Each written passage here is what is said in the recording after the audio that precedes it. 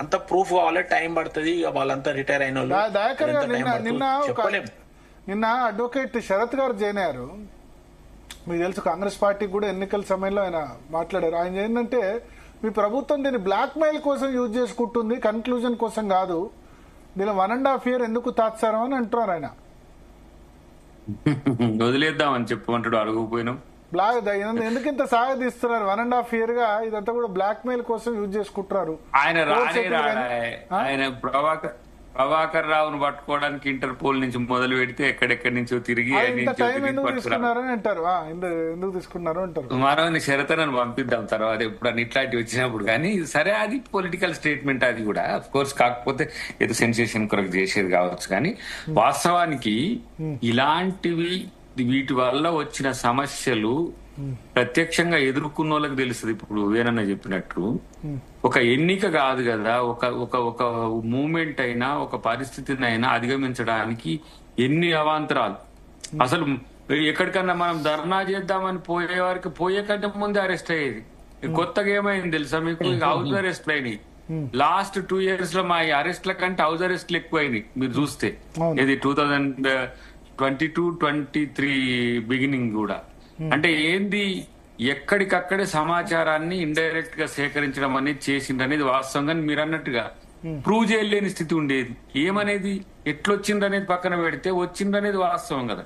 ఇక్కడ ఇదే పరిస్థితి కనుక మేము కూడా కొనసాగిస్తే పరిస్థితులు ఎట్లుంటాయి? అసలు ఇంకా ప్రజాస్వామ్యానికి విలువ ఉందా? వ్యక్తుల స్వేచ్ఛకు విలువ ఉందా? ఆర్టికల్ 21 అనేది మనం చర్చించుకోవడానికి తప్పితే ఇక దేనికి ఉపయోగపడుతుంది? ఏ సామాన్య మానవుని సైతం కూడా మీరు కట్టడి చేసే పరిస్థితి వస్తుంది. కాబట్టి ఇది మంచి పరిణామం కాదు. కాబట్టి రేపటి రోజున ఇప్పుడు ఒత్తిడి కొరకు చేసిండ్రు, రాజకీయాల కోసం చేసిండ్రు, ఎన్నికల కొరకు చేసిండ్రు అని అనుకుందాం. రేపటికి మంచి జరుగుతుంది కదా. రేపటికి మంచి జరిగేదానికి ఇవాళ వాళ్ళు చేసిన దాని మీద మనం చర్చ చేసుకోవాలి. ఇట్లా చెయ్యొచ్చా అనేది ఆ అధికారం. ఇంటెలిజెన్స్ వ్యవస్థనే కరప్ట్ అయిపోయింది. పొలిటికల్ ఇంటెలిజెన్స్, రాజకీయ పార్టీలు, ప్రతిపక్షాల గురించి, మావోయిస్ట్ గురించో లేకపోతే టెర్రరిస్టుల గురించో చేయాల్సిన దాన్ని ఇంటెలిజెన్స్ ఈ పొలిటికల్ వింగ్ అసలు దగ్గర ఫెయిల్ అవుతుంది కదా. అది అసలు దగ్గర ఇప్పుడు పహల్గామ్ ఉన్నది, అక్కడ అట్లాంటి దగ్గర పని చేయాలి. ప్రజా ప్రయోజనాల దగ్గర కౌంటర్ ఇంటెలిజెన్స్ పని చేయాలి.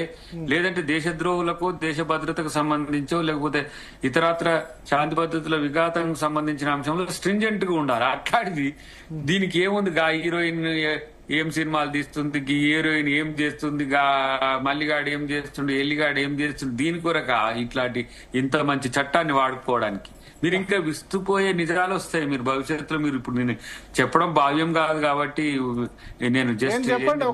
ఒక సింపుల్ ఒక టీజర్ వదలండి. టీజర్ ఏమున్నది ఇప్పుడు? విస్తుపోయే నిజాలు అంటే ఒక టీజర్ ఏంది? హీరోయిన్లను కూడా బెదిరించిందని ఉన్నది కదా ఇప్పుడు ఈ సినిమా ఇండస్ట్రీలో. హీరోయిన్ కూడా ముంబైకి సంబంధించిన వాళ్ళని అది ఆంధ్రాలో కదా. తర్వాత ఇక్కడ ఇప్పుడు ఇది చూడండి.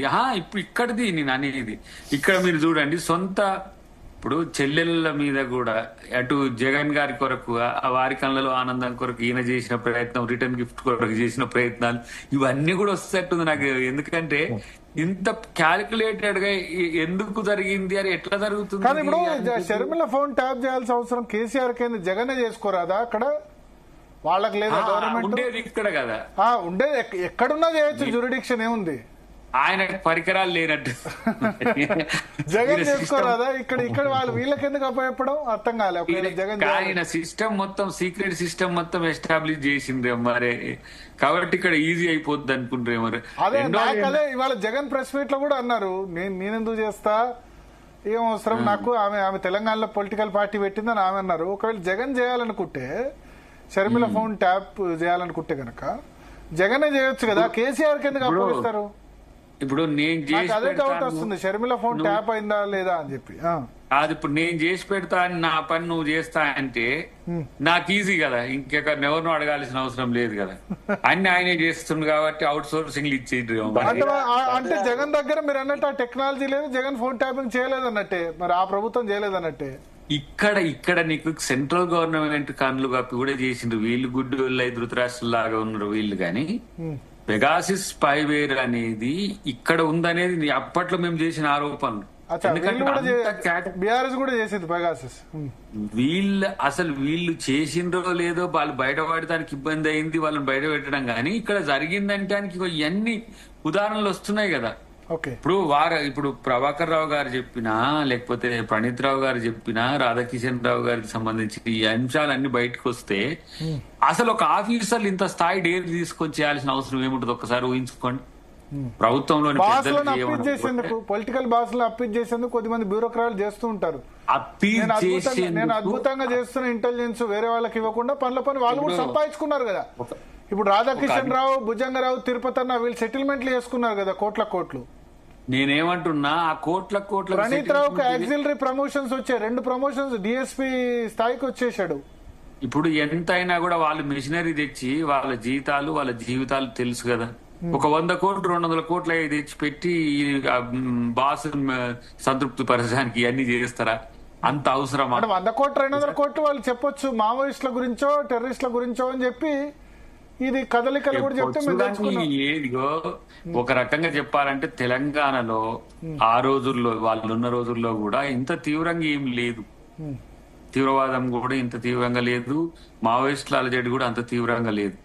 మీరు ఒకసారి మావోయిస్టుల మా ఏజెండా అన్న కేసీఆర్ గారి తర్వాత ఇప్పుడు కూడా వారు ఆపరేషన్ కగారుకు బహిరంగ సభలు చెప్పిండ్రు కదా. కాబట్టి ఆ రోజుల్లో ఇంత నిఘా మావోయిస్టుల మీద ఉందని చెప్పి దాళ్ళ కొరకు ఇంత వెచ్చించిందని ఛత్తీస్గఢ్ ప్రభుత్వం లాగా చెప్తే ఎట్లా? కాబట్టి దీన్ని నమ్మడానికి కూడా సిద్ధంగా ఉండాలి కదా మనం. దయాకర్ గారు ఇప్పుడు కేసీఆర్ గారు నేను ఏం చేయలేదు అని మన పెగాసస్ గురించి అదే మన దీని గురించి కగారు గురించి పబ్లిక్ మీటింగ్ లో మాట్లాడండి కదా. ఆయన పీరియడ్ ఇక్కడ దొరికిలను తీసుకుపోయి ఛత్తీస్గఢ్ లో ఎన్కౌంటర్ చేయించండు. ఆయన పీరియడ్ లో వెంకటాపూర్ అట్లా కూడా అయిందా? ఆయనే అదే చెప్తున్నా కదా, ఇక్కడ దొరికిన వాళ్ళని తీసుకుపోయి ఆయన బదనంగా అక్కడ ఎన్కౌంటర్ చేసిండు. ఖమ్మం జిల్లా వెంకటాపూర్ లో 2 ఎన్కౌంటర్లు అయినాయి. ఇప్పుడు మీ సీతాకనాడు చెప్తుంది నీకు మొత్తం కూడా గుర్తుకోలు వచ్చి నల్గొండలోనే ఇక్కడ ఐఎస్ఐ వాళ్ళు ఎన్కౌంటర్ అయింది, తర్వాత నయం ఎన్కౌంటర్ అయింది. అది నేహా కేసీఆర్ పబ్లిక్ మీటింగ్ లో చెప్పిన దాన్ని కౌంటర్ గా చెప్తున్నా. పీపుల్స్ వార్ అది మావోయిస్ట్ ఎన్కౌంటర్ చేసిన విషయాలు చెప్తున్నా. గుర్తుకోవాలి అట్నుంచి నయం లాంటి వాళ్ళ మీద నిఘా వేస్తే మంచిదే ఇంటెలిజెన్స్ వ్యవస్థ.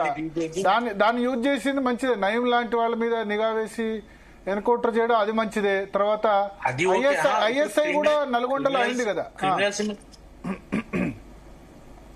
క్రిమినల్స్ మీద ఎవరు అభ్యంతరం చెప్పారండి? ప్రభుత్వం ఉన్నది, అది క్రిమినల్స్ కంట్రోల్ చేయాలంటే పోలీసు అవన్నీ చేస్తే చేయనియండి, దాని గురించి ఎవరికి లేదు. కానీ పొలిటికల్ పార్టీకి సంబంధించిన లీడర్లు వాళ్ళ మూవ్మెంట్స్ వాళ్ళ పొలిటికల్ స్ట్రాటజీస్ ను చేయడము, తర్వాత ప్రైవేట్ వ్యక్తుల యొక్క దాన్ని చేసి ఇప్పుడు వారు చెప్పినట్టు బ్లాక్ మెయిల్ చేయడం మహిళలను, ఇట్లాంటివి కొన్ని ఉన్నాయి కదా. అవి మరి అనైతికమైనవి, అవి మంచి కావు. ఇంకోటి మేము ఎన్నికలలో ఇంతకుముందు చెప్పలే కానీ అరే ఒక పొలిటికల్ పార్టీ కొంత నైతికంగా ఉండాలి. మేము 2021 ఎన్నికలలో హరీష్ రావు గారు వీళ్ళందరూ కూడా పక్క కాన్స్టిట్యూన్సీ వచ్చి పెళ్లి లేకుండా పెళ్లి కార్డులు కొట్టించుకొని వచ్చి మా రాజేంద్ర గారి దగ్గర వచ్చి సన్నా పెళ్లి చేసుకుంటాను చందా ఇవని 15,000 ఆయనే మహిళలను చూడగానే ఇచ్చేది. అంటే ఎట్లన్నా చేసి ఫైనాన్షియల్ గా డ్యామేజ్ చేయాలని అటు ఫోన్లు కానీ ఇటు డబ్బుల పరంగా కానీ అటు అన్ని రకాల ఇల్లీగల్ గా ఎన్ని ఎత్తుగడలేనో అన్ని ఎత్తుగడలు వేసింది వాళ్ళు. అవన్నీ రాస్తే ఒక పుస్తకం అవుతుంది, నేను ప్రత్యక్ష సాక్షిని. కాబట్టి ఒక పార్టీ నైతికత అనేది పాటించాలని నేను అంటున్నా. ఇక కేవలం రాజకీయాల కొరకే అన్ని దిగజారి ఏది పడితే చేస్తామంటే దానికి ఎవడేం చేయలేడు. కానీ దాన్ని చట్టం ముందు తీసుకొచ్చి ఖచ్చితంగా ముందర పెట్టి శిక్ష పడుతుంది అనే భయం ఉంటే చేయరు.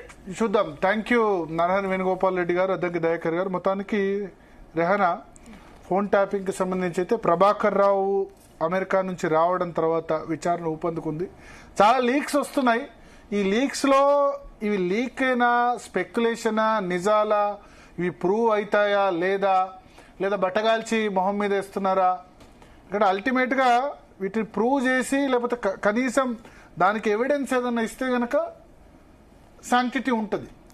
లేదా పొలిటికల్ గేమ్స్ స్కోర్ చేసుకునేందుకు ప్రభుత్వం దాన్ని యూజ్ చేసుకుంటే తప్పు అవుతుంది. సో ఇంకా 3.5 years టర్మ్ ఉంది రేవంత్ రెడ్డికి, ప్రభుత్వానికి. వీటిని ప్రూవ్ చేస్తే గనక బహుశా ఇంకా నెక్స్ట్ టైం ఏ పోలీస్ ఆఫీసర్ లేకపోతే ఏ రాజకీయ పార్టీ కూడా ముందుకు రాదు, చేయడానికి భయపడుతుంది. లేకపోతే ఎందుకంటే వ్యక్తిగత గోప్యత హక్కులు ఉల్లంఘించడమే కదా. ఇంటెలిజెన్స్ వ్యవస్థ నిజానికి పొలిటికల్ ఇంటెలిజెన్స్ వ్యవస్థనే తీసేయాలి. ఓన్లీ ఇది ఎక్స్ట్రీమిజం ఐఎస్ఐ ఎక్స్ట్రీమిజమో లేకపోతే మావోయిస్టుల గురించో లేకపోతే ఇంకా వేరే సంఘ విద్రోహ శక్తులు, క్రిమినల్స్, రౌడీ షీటర్స్ వాళ్ళ విషయంలో వాడాల్సిన దాన్ని దీనిలో వాడడం ఎంత మాత్రం కరెక్ట్ కాదు.